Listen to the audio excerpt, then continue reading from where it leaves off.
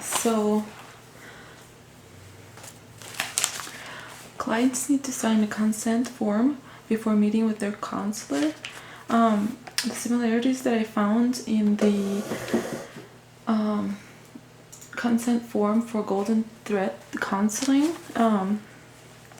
and the Colorado Code of Colorado Regulations, Board of Licensed Professional Counselors, along with the ACA Ethics, Code of Ethics. Colorado licensed professional counselors are required to report violations to the appropriate board, to the higher division, one way or another. That's according to the Colorado Counseling. Both consent form and Colorado State Board regulations prohibit any romantic relationships or any further personal relationships with clients. Of course, Code of Ethics expands that into broader definition of previous relationships, and also says that to avoid any romantic relationships, which doesn't say in Colorado,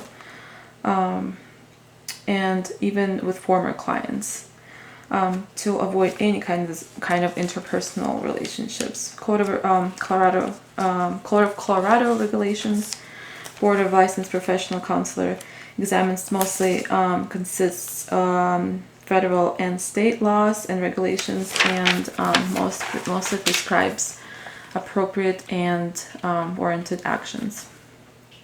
In Code of Ethics, Section B, once again it broadens the definition of confidentiality of clients' personal and confidential information. Also defines the harm and legal requirements of a counselor to take action on. In informed consent of Golden Thread Counseling, Colorado State, it says the exceptions to therapist-client confidentiality include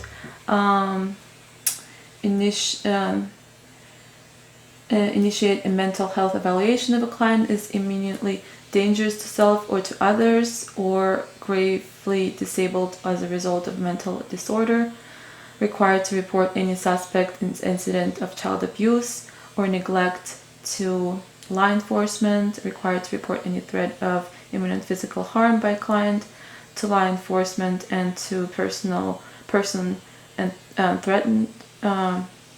And also required to report if any disclose or observe that a child,